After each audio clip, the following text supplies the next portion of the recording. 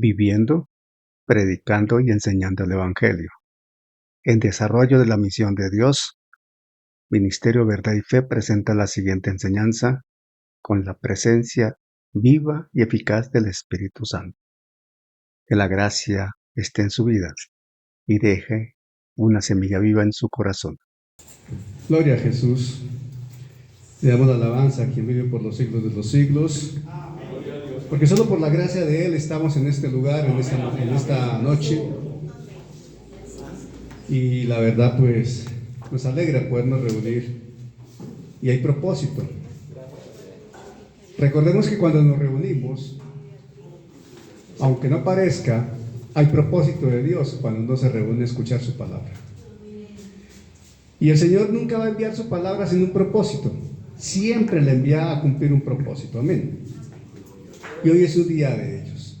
Seguimos estudiando el tema Equipados para Crecer. Esta es la enseñanza número 13 ya. 13. Y estamos en un subtema que se llama 7 verdades. Ya habiendo avanzado el tema de una esperanza, hablando de la esperanza, vamos a hablar de un Señor. De un Señor. Un Señor. Y permítame decirles, mis hermanos, que toda la creación,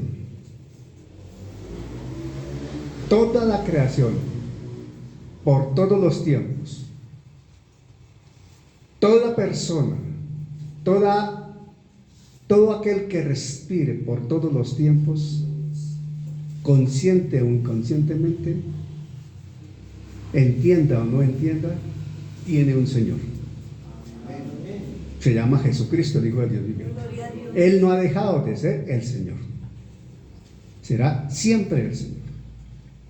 Y acá en Efesios, que es donde nos estamos concentrando a desarrollar la enseñanza, acá en Efesios, esta carta escrita por Pablo mientras estaba prisionero en Roma, porque él estaba prisionero cuando escribió Efesios alrededor del año 62, 63 de esta época, ya en la época después de Cristo.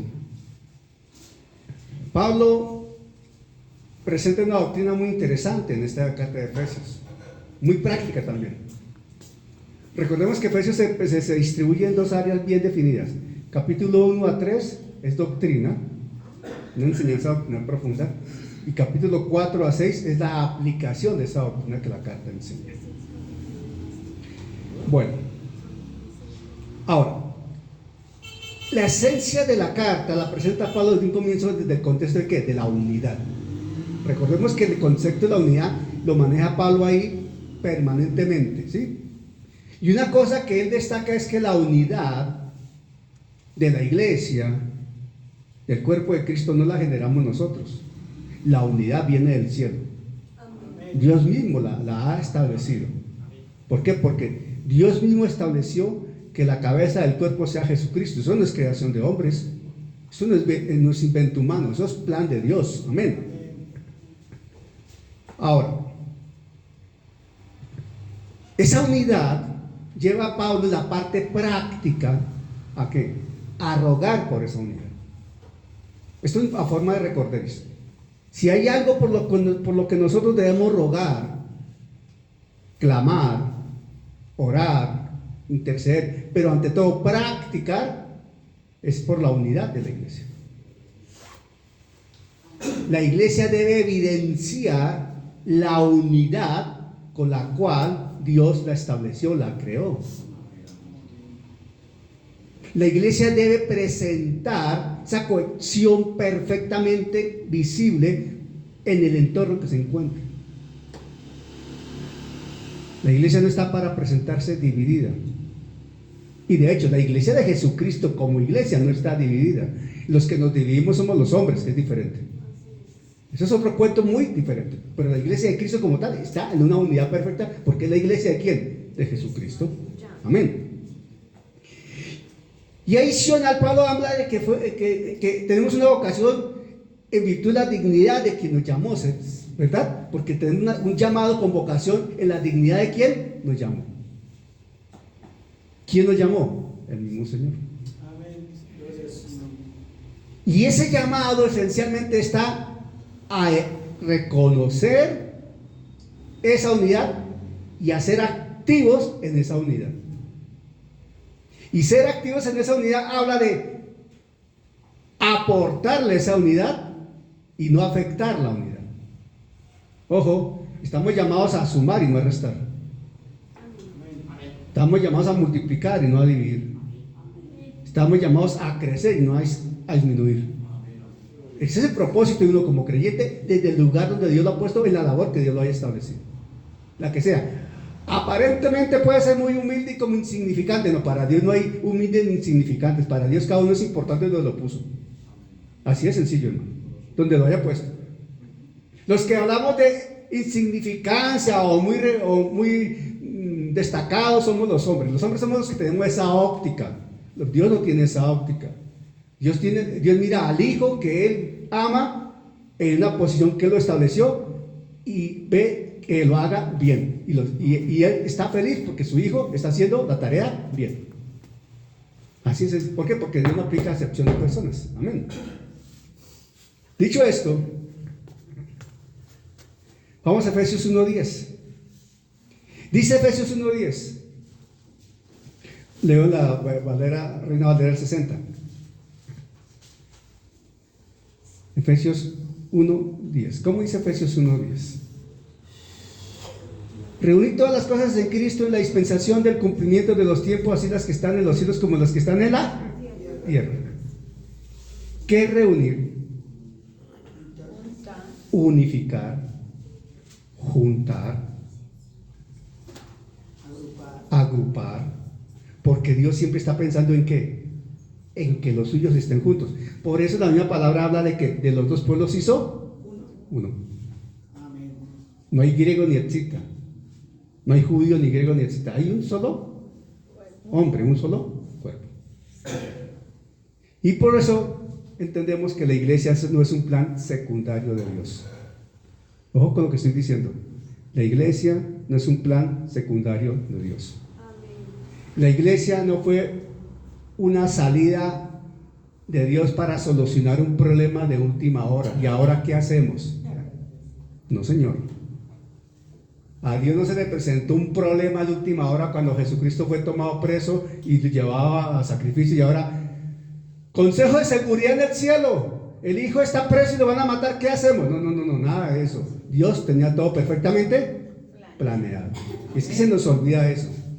Y parece, actuamos a veces como si Dios le hubiese tocado hacer algo de última hora, inventarse algo. Dios no tiene segundos planes, tiene un plan perfecto en desarrollo. Dios lo tenía perfectamente, ¿qué? Establecido.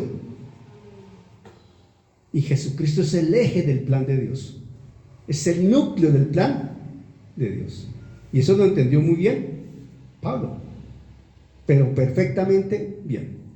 Dicho lo anterior, vamos a Efesios 4:4-6, que es donde está el fundamento bíblico de esta noche. Efesios 4:4-6. Trataré de no pasarme el tiempo. Soy muy juicioso con el tiempo en esta noche. Efesios 4:4-6 dice la escritura, y leemos en el nombre del Padre, del Hijo y del Espíritu Santo. Si nos podemos poner de pie, nos ponemos en pie en respeto a la palabra. Efesios 4:4-6 dice así. Dice la escritura, sigan conmigo la escritura, por favor. Un cuerpo y un espíritu, como fuisteis también llamados en una misma esperanza de vuestra vocación, un Señor, una fe, un bautismo. Un Señor, una fe, un bautismo. Amén. Amén. Mami, ora, por favor.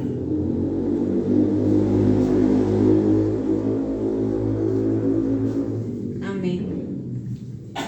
Un cuerpo, un espíritu, un Señor, una fe, un bautismo, y el 6 dice un Dios y Padre. La Trinidad siempre está presente. Espíritu, Señor, que es el Hijo, y Dios, el Padre. ¿Para qué? Para trabajar en unidad. ¿Para qué? Para edificar el cuerpo de Cristo. O sea, para edificarnos a nosotros. Señor, te damos gracias por esta palabra. Te pedimos, Señor, que sea palabra rema, palabra revelada a nuestras vidas. ¿Por qué? Porque, Señor, queremos conocer tu voluntad para nosotros y sabemos que tu voluntad es buena, es agradable y es perfecta. No permitas que seamos solamente oidores. Ayúdanos a ser hacedores de tu palabra. Señor, yo oro por mi esposo, Señor, para que tú pases un carbón encendido por sus labios y él no hable de lo suyo, sino de lo que tú quieres que él hable. Te hemos orado en el nombre de Jesús. Amén y amén. Amén. Sentémonos, por favor. En ese grupo de verdades que el Señor está presentando acá, la declaración, un Señor, esa confesión, un Señor. En el griego son dos palabras, eis Kyrios, eis Kyrios. Eso tiene un significado muy especial. Lógicamente no vamos a desarrollar un estudio exegético profundo ni teológicamente, porque no se trata de eso, pero la idea ¿cuál es? Hablar de un Señor es el tema medular de lo que Pablo está tocando en esta enseñanza de Efesios. Un Señor es el tema medular.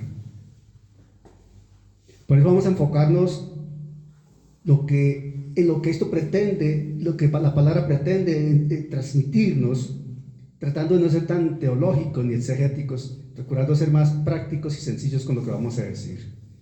Pero lo vamos a hacer lógicamente desde nuestro contexto pentecostal para no confundirnos con otras doctrinas. Miren, en el Antiguo Testamento hay varias expresiones que se refieren a Dios. Pero el concepto Señor está presente desde el Antiguo Testamento.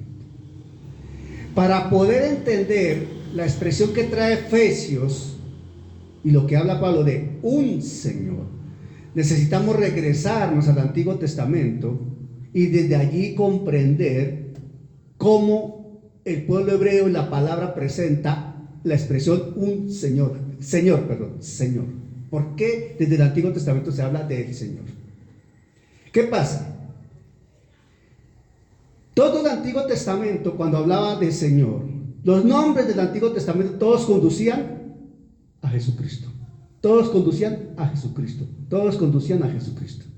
Si ustedes hacen un estudio juicioso, y no sé si de pronto lo lleguemos a hacer alguna vez, de los nombres de Dios, si ustedes observan con detenimiento los nombres de Dios desde el Antiguo Testamento, obviamente, comiencen a mirar qué representan los nombres de Dios, qué transmite cada nombre de Dios, la connotación y el contexto de cómo surgió cada nombre de Dios, y uno se pone a mirarlos, se van a dar cuenta que en Jesucristo todos están destacados.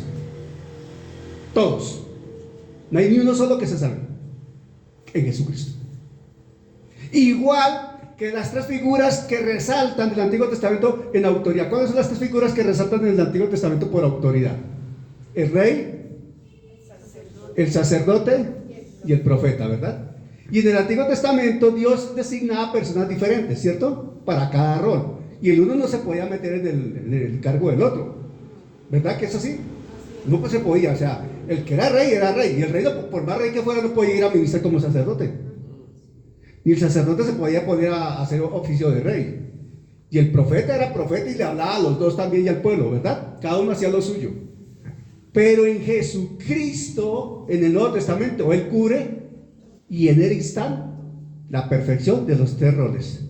Él es profeta, Él es sacerdote y Él es rey. Veamos eso. Por eso cuando se habla de un Señor en Jesucristo, obviamente, está cobijando todo. Por eso es un error craso, pero craso, aquellas iglesias donde se concentran a enseñar Nuevo Testamento, solamente Nuevo Testamento, y se olvidan del Antiguo Testamento.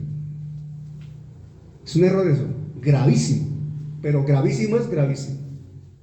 A mí me gustaría no lo he escuchado, pero me gustaría escuchar un pastor que tenga esa tendencia doctrinal de que solamente hablo del Nuevo Testamento y solo el Nuevo Testamento. A ver cómo aborda cuando Jesús en los evangelios, Jesús hizo uso totalmente del Antiguo Testamento. Porque Jesús sí que avaló el Antiguo Testamento. Entonces, ahí hay cosas que a veces la gente no logra. O sea, la misma palabra les está diciendo que están mal, pero son tan necios que no lo quieren reconocer. ¿Me estoy explicando? Entonces, el señorío de Jesucristo trasciende toda la Escritura. Toda la Escritura. Y es el fundamento esencial de nuestra fe cristiana. ¿El señorío de quién? De Jesucristo. Y hay que verlo desde el Antiguo Testamento. Entonces, el Señor del Antiguo Testamento es la soberanía, es la raíz de la soberanía divina de Cristo. Y vamos a mirar. Entonces, para comprender esa magnitud de esa declaración del Señor, vamos al Antiguo Testamento, como hemos dicho. Y en el Antiguo Testamento, el nombre personal de Dios tiene dos expresiones básicas. Una de ellas se manifiesta con 4 letras que no se pueden pronunciar como tal, porque no tienen consonantes. La Y, la H, la W y la H otra vez. Y eso o sea, no hay manera de pronunciarla. ¿Por qué? Porque no tiene consonantes. Y de hecho, para los hebreos, perdón, no tiene vocales. Correcto, perdón, dije mal, no tiene vocales. Entonces no hay manera de pronunciarla. Y tan santo era este nombre que está establecido así porque los hebreos no lo pronunciaban. Y el segundo, más que un nombre, es un título y es Adonai. Adonai. Amén. Ahora, en ese lenguaje teológico hebreo, estas 4 letras, Y, H, W, H, reciben el nombre del tetragramatón. ¿Han escuchado ese nombre? Tetragramatón. Así se conoce, tetragramatón. Y eso significa, en términos generales, 4 letras. 4 letras, sí. Y se refiere específicamente al nombre sagrado de Dios. El nombre sagrado de Dios. Impronunciable para los hebreos. Amén. El nombre sagrado de Dios. Y ese nombre sagrado se le reveló ¿a quién? A Moisés. ¿De acuerdo? Ahora, ese nombre aparece cerca de 6.800 veces en la Biblia referido. 6.800 veces en la Biblia aparece ese nombre referido. O sea, es bastante importante ese nombre.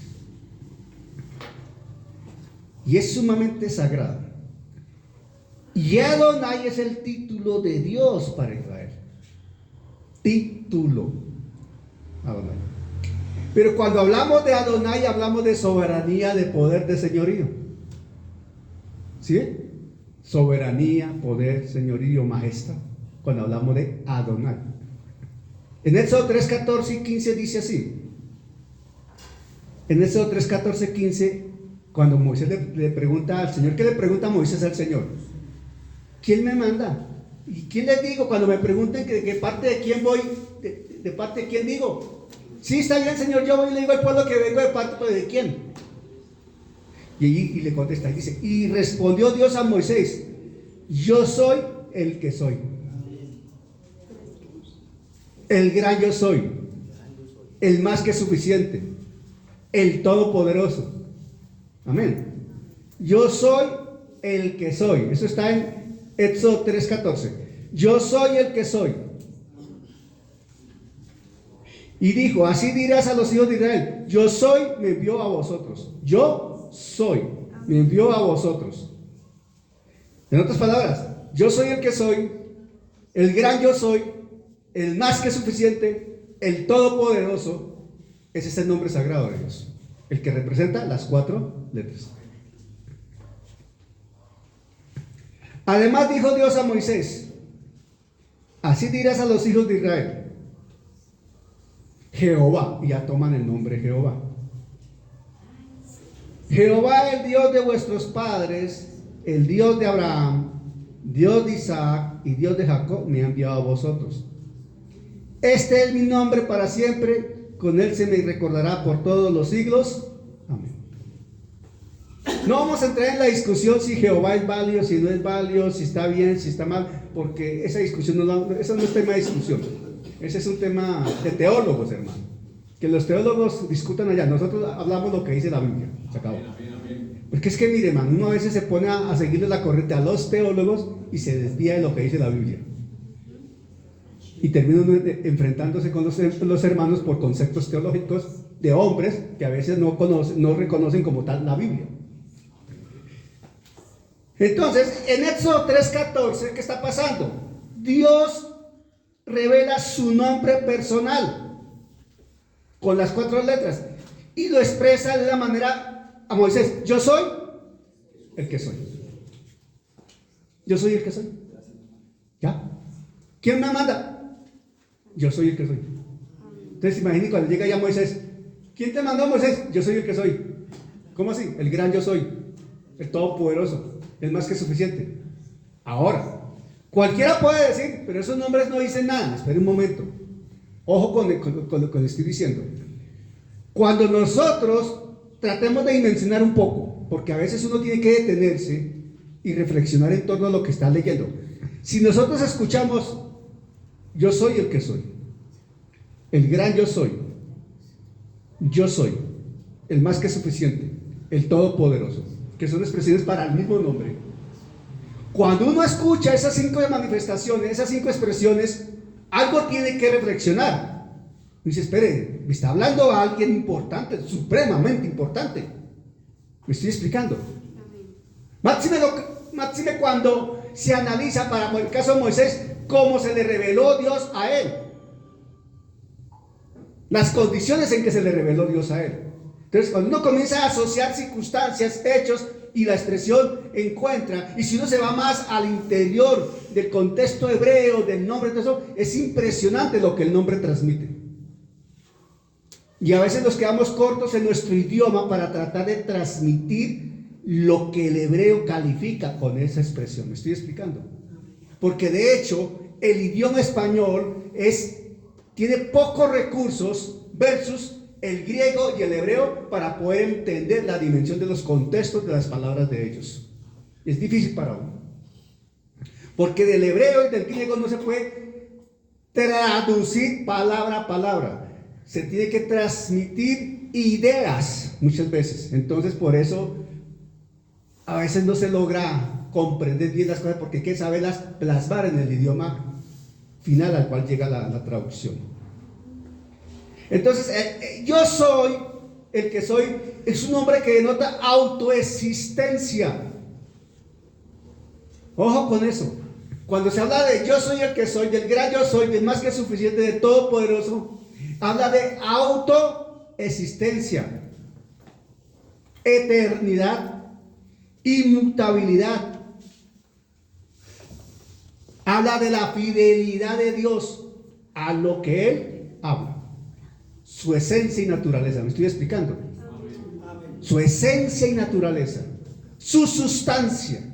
Eso es lo que habla. Y junto a ese nombre,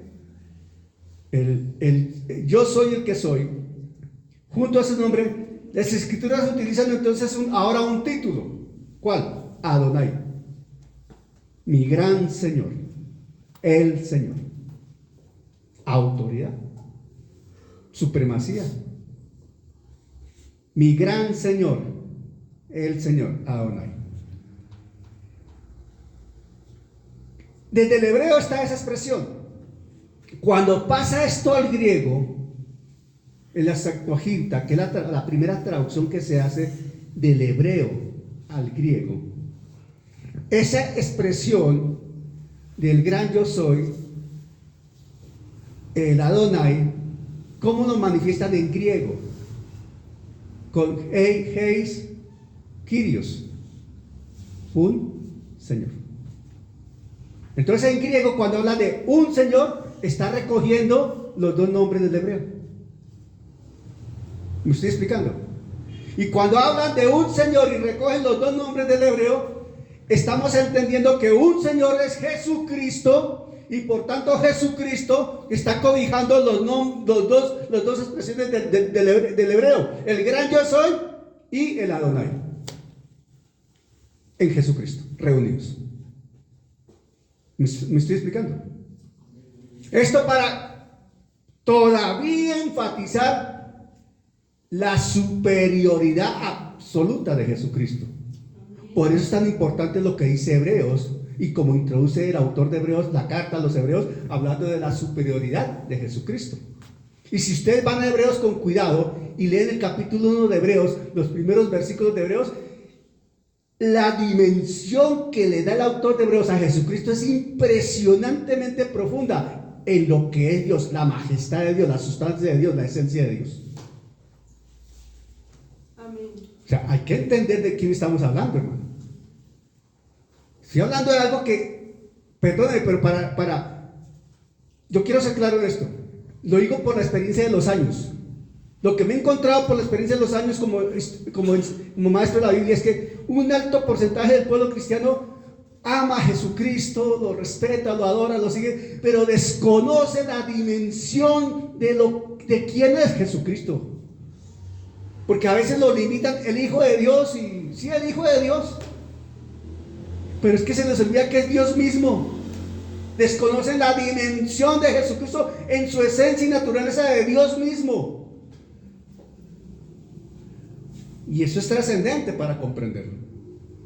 Y cuando comprendemos esa dimensión del señorío de Jesucristo, entonces le damos mayor valor a la hora de la cruz, mayor valor a la resurrección, mayor dimensión a la salvación.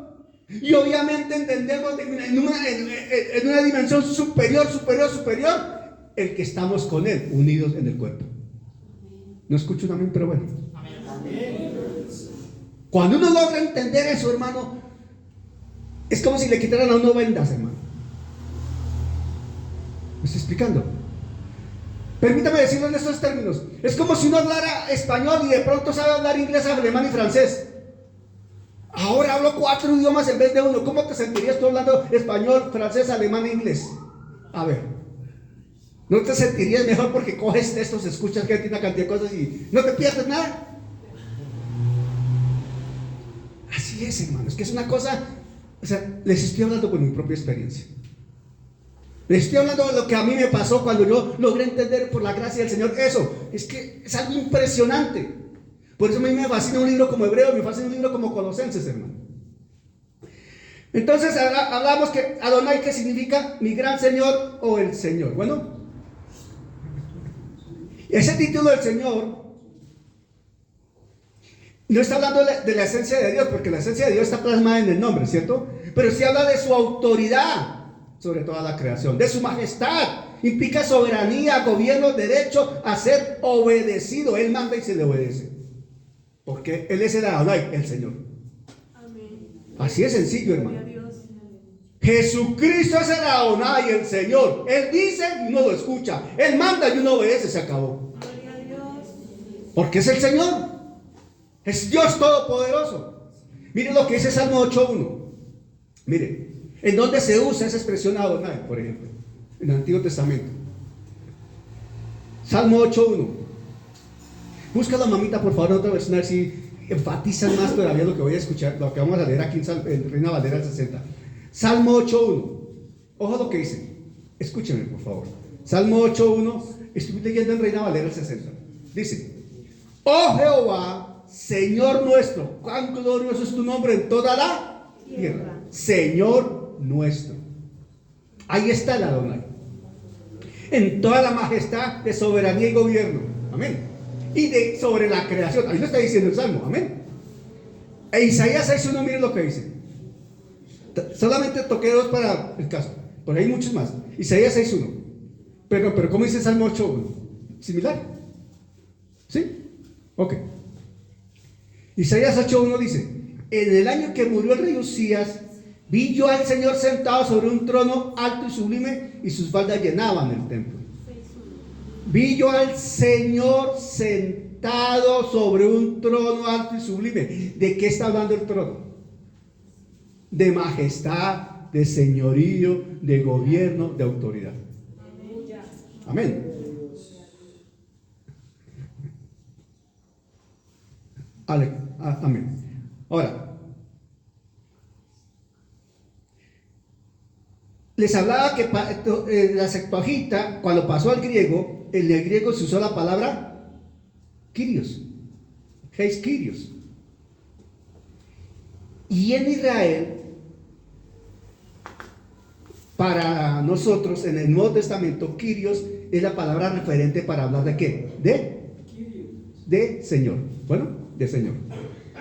Es la palabra que se usa en el Nuevo Testamento. Miren, hay un escritor de apellido Coleman que dice lo siguiente. Él escribió un ensayo que se llama Cristo en el Antiguo Testamento. Y él dice que la revelación de Dios en el Antiguo Testamento prefigura, anticipa y anuncia la redención que él realizaría en su Hijo. Ojo lo que dice este hombre. Cristo en el Antiguo Testamento. Coleman explica que la revelación de Dios en el Antiguo Testamento prefigura, anticipa y anuncia la redención que él realizaría en su Hijo. Y eso estaba avalado ¿por qué?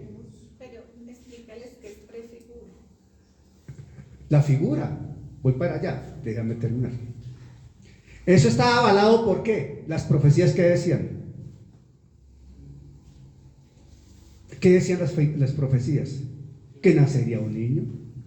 ¿Qué decía la profecía de Génesis 3:15? Los que están viendo escatología conmigo ya han visto algo de eso. Allá está la figura. Allá está la sombra, allá está la semblanza que no es tangible, pero nos está mostrando algo, ¿sí? La sombra, eso es lo que está diciendo Coleman.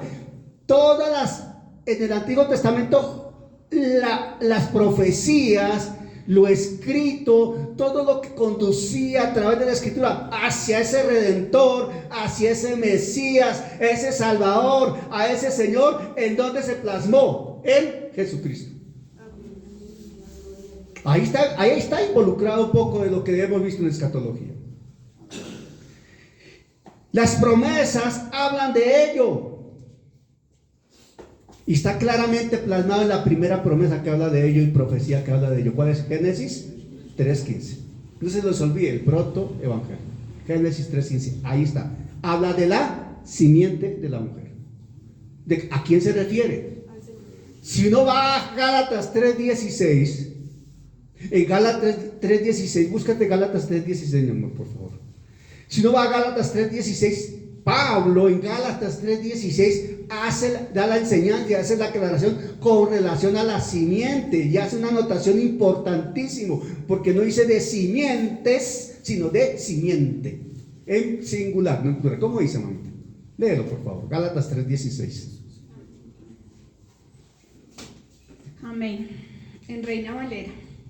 Ahora bien, a Abraham fueron hechas las promesas y a su simiente. No dice a las simientes como si hablase de muchos, sino como de uno. Y a tu simiente, la cual es Cristo. Cristo. Se plasmó en Cristo. Entonces el Señor del nuevo pacto es la plenitud revelada. ¿En quién? En Cristo. En Jesucristo. En el nuevo pacto. Amén. Y en el Nuevo Testamento culmina esa revelación con la manifestación ¿de quién? De Jesucristo. Y ahí es donde el señorío de Dios se evidencia en él, se manifiesta corporalmente. ¿Qué vino a hacer Cristo? A revelar al Padre, a manifestarse corporalmente ante su pueblo, a presentar a Dios ante su pueblo. Kyrios, que se usa ahí en Efesios 4:5, Heis Kyrios habla de un Señor,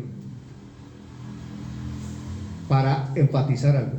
Eso tiene un énfasis fundamental de entender. Habla de un Señor, solamente un Señor. No puede haber dos señores, sino uno solo. Ahí está hablando claramente que el cuerpo tiene una cabeza y no dos. Ahí está hablando claramente lo que la misma Escritura dice, que nadie puede servir a dos señores. Lo está diciendo con absoluta claridad. Y hay un propósito, un solo Señor existe. Un solo Señor gobierna. Un solo Señor es soberano. Un solo Señor está en autoridad. Un solo Señor es soberano sobre nuestra vida. Su nombre es Jesucristo, el Hijo del Dios viviente. Es empático. Es una singularidad exclusiva. Excluyente porque no admite absolutamente a nadie más. Exclusiva porque es únicamente de Él, por Él y para Él. Uno. Solo uno.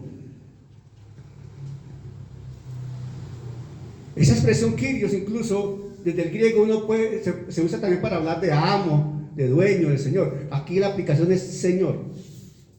En algunas traducciones el Kyrios también lo usan como amo o como dueño, pero el contexto real y más claro es Señor. Autoridad suprema, control soberano y propiedad exclusiva. Ojo, autoridad suprema. ¿Quién? Jesucristo. Control soberano. ¿Quién? Jesucristo. Propiedad exclusiva. ¿Quién? ¿De quién? De Jesucristo. ¿Quién es el creador? Jesucristo. ¿Qué dice Hebreos sobre la creación? Que el Padre creó todo a través de Jesucristo. ¿Dice o no dice eso la Escritura? Pero dice la Escritura que Él lo creó todo para Él. ¿Dice o no dice eso la Escritura? Fue creado por Él y para Él. La soberanía total. Miren, esa construcción, un Señor,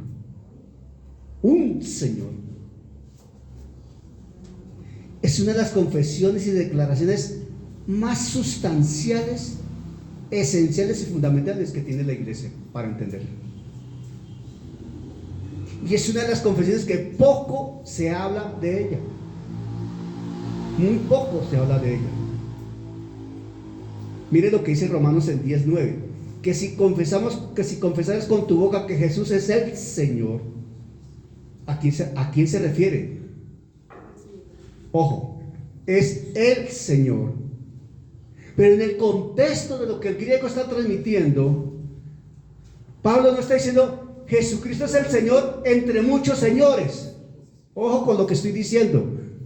Lo que Pablo está diciendo, y cuando en el Nuevo Testamento se habla del Señor, no está diciendo que es el Señor entre muchos señores. Está diciendo es el Señor único y soberano, el único Señor, y por eso dice el único nombre en el cual hay salvación. No es que el Señor, ¿cuál de los señores? No. Aquí estamos hablando del Señor Jesucristo, el único Señor, el único Salvador, el soberano de los tiempos, Dios mismo, el Hijo de Dios, el único soberano, el que fue a la cruz por ti y por mí. Es que eso hay que entenderlo, hermano. Amén, para no confundirnos. Un Señor. Por eso, cuando Pablo ahí en Romanos 10 habla que si confesaras con tu boca que Jesús es el Señor y crees en tu corazón que Dios le levantó de los muertos, serás salvo. Mire, ¿en quién hay salvación? En el Señor Jesucristo, el único Señor que da salvación. Amén. Clarísimo. Amén. Aleluya. Dejemos acá porque ya el tema que sigue no lo voy a empezar para dejarlo cortado acá. Pero lo que quiero transmitir, hermano, es que el tema es apasionante. Y aparentemente uno dice, ya lo sé, ya lo sabía. Pero créame, que cuando uno se pone a nadar allí y se sumerge, no lo sabía tanto. Porque se va a enriquecer la revelación del Espíritu Santo. Padre, en el nombre de Jesús te damos la alabanza, la gloria y la honra en esta noche, Señor. Señor, nos quedamos sin palabras para tratar de explicar lo que tú nos dices, pero algo sí podemos decirte: gracias. En esta noche hemos entendido, aprendido, recordado, Señor, que Jesucristo es el Señor, el único Señor, el gran yo soy del Antiguo Testamento, el Adonai del Antiguo Testamento, el único Señor en quien podemos confiar. Aquel Señor cuyo nombre es el nombre que da salvación. Un Señor, dice la Escritura de Efesios. Y a veces pasamos tan de largo, Señor, la expresión y no nos detenemos a entenderla, Señor. Y hoy entendemos la dimensión, el fundamento, la esencia de que es un Señor, no hay otro, solamente uno. El soberano, absolutamente soberano, el soberano de los tiempos. La autoridad suprema está en Él. El control total y absoluto lo tiene Él. Todo le pertenece porque Él lo creó. Oh Dios, permítenos, Padre, en el nombre de Jesús, por obra de tu Santo Espíritu, recibir la luz y revelación de la dimensión de Jesucristo como el Señor, el único Señor.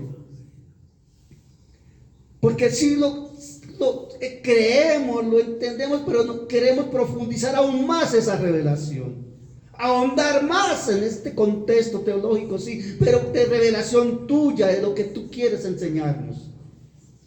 Porque seguro, Señor, que en la medida que nos has revelado esta dimensión del señorío de Jesucristo, oh Padre, más nos afianzamos en la fe del Hijo de Dios y en la esperanza viva que nos has dado. Más ganas, Señor, de honrarte, mayor temor reverente ante ti, más deseo de servirte, Señor, y más felices de ser tus hijos, Padre. Gracias, Dios y Señor, en el nombre de Jesús. Amén. Amén. Amén.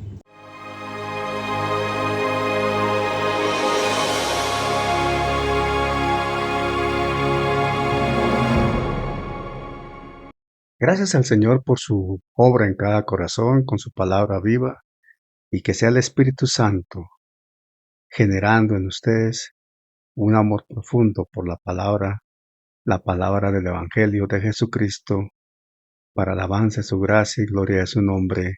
Amén.